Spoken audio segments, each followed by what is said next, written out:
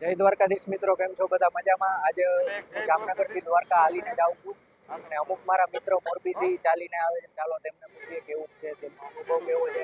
અને આ મારો લાઈફનો પહેલો બ્લોગ છે કે જે હું આજ બનાવવા જાઉં છું. તો ચાલો મારા મિત્રોને પૂછીએ કેવું એમનો અનુભવ છે.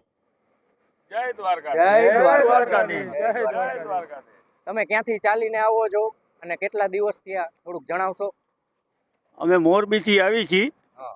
અમે એક આદ્રોલ વિદ્રોહથી સંઘ આવે છે, એને આજે 50 વર્ષ પૂરા થાય છે. આ ધજા ચડે બીજી તારીખે એને 50 વર્ષ પૂરા થાય છે.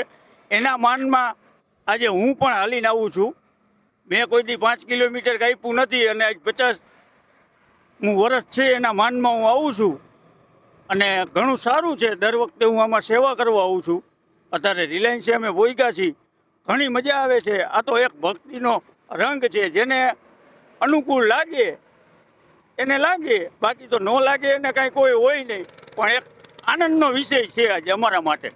આજ 50 વર્ષ પૂરા થયા ધજા ચડાવવાના, અને એક ધારા રનિંગ ખંડિત થયા વગર જો આટલી પોઈગા હોય તો અમારા માટે કાર્ય ઠાકરના હજારો હાથ કહેવાય. આનાથી વિશેષ અમારે કાંઈ કહેવાના કોઈ શબ્દ જ નથી.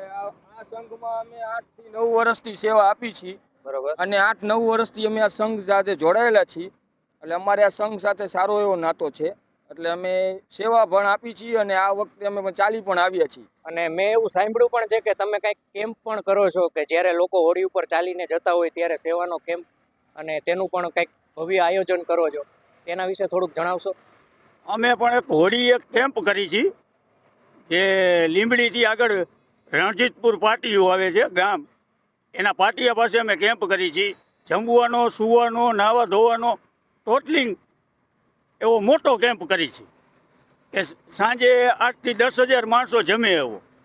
અહીંયા પણ અમારો કેમ્પ હોય છે. જય દ્વારકાધીશ સનફિલ્ડ ગ્રુપ આના તરફથી કેમ્પ થાય છે, એમાં પણ અમે સેવા આપી છીએ અને એનો એક આનંદ લઈ છીએ. ઓકે. અને તમારા જીવનમાં એવા કોઈ એવા અનુભવો કે જે કાળિયા ઠાકર ઉપર તમને જે આટલો વિશ્વાસ, અટૂટ શ્રદ્ધા છે, તો તમારા લાઈફમાં કાંઈ એવો અનુભવ કે કાંઈ એવું ભવ્યતા અનુભવી હોય તેનું કાંઈ જણાવશો થોડું? ટૂંકમાં તમે ભક્તિ કરો તો એનું ફળ મળે છે, ગમે તે રીતે મળે.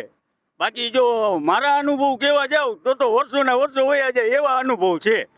પણ કહેવાનો મતલબ કે તમને એકવાર ભક્તિ લાગે ને એટલે મુકાય નહીં અને કંઈક અનેરો આનંદ આવે ખરો.